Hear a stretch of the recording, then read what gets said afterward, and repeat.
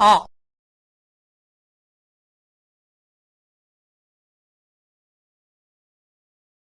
ஆ.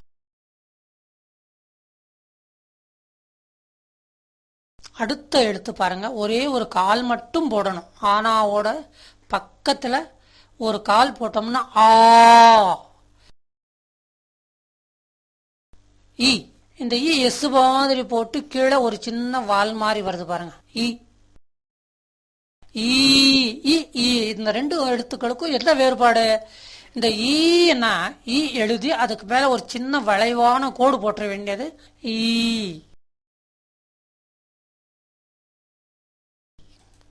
உ. ஊ.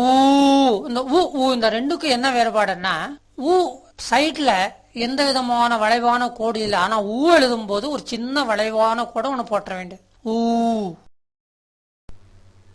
ரு.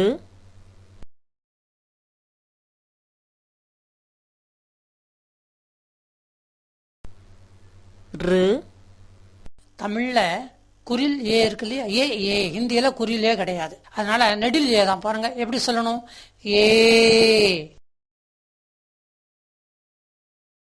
அடுத்தது பாருங்க, ஏ எழுதி மேல ஒரு கொம்பு போட்டோம்னா ஐ ஆயிடும். ஐ.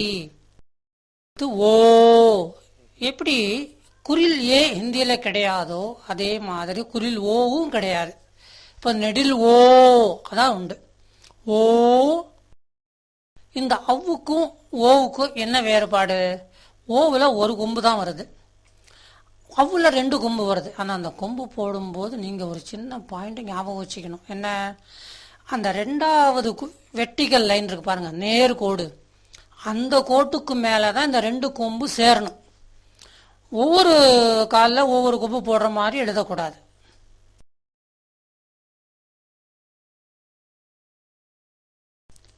அடுத்த எழுத்து அம். ஆ மேல ஒரு புள்ளி அம். அடுத்தது ஆவுக்கு வலது பக்கம் மேல ஒரு புள்ளி கீழே ஒரு புள்ளி. ஆஹா, இது பெரும்பாலும் மந்திரம் உச்சரிக்கும் பொழுது வரக்கூடிய உச்சரிப்பு. அ சே அனார். pomegranate. அனார். pomegranate. அபாபீல். swallow. அபாபீல். swallow. अमरूद. guava. अमरूद. guava. आ से आम. मैंगो. आम. मैंगो. आंख. आई. आंख. आई. आराम कुर्सी. easy chair. आराम कुर्सी. easy chair. ई. ई से इलायची. काडमम. इलायची. काडमम. इमारत. बिल्डिंग. इमारत. Building. Engine. Engine. Engine. Engine. ई. ई से ईंट. ब्रिक. ईंट. ब्रिक. ईख.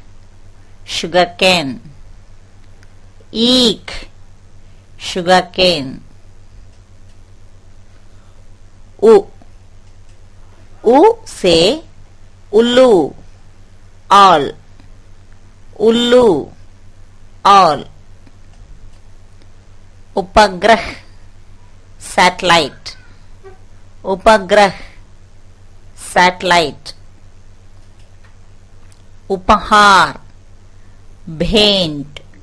प्रेजेंट. उपहार. भेंट. प्रेजेंट. ऊ. ऊ से ऊंट camel, ऊंट camel, ऊन उलन, ऊन उलन, ऋ से ऋषि सेंट, ऋषि सेंट, ऋषभ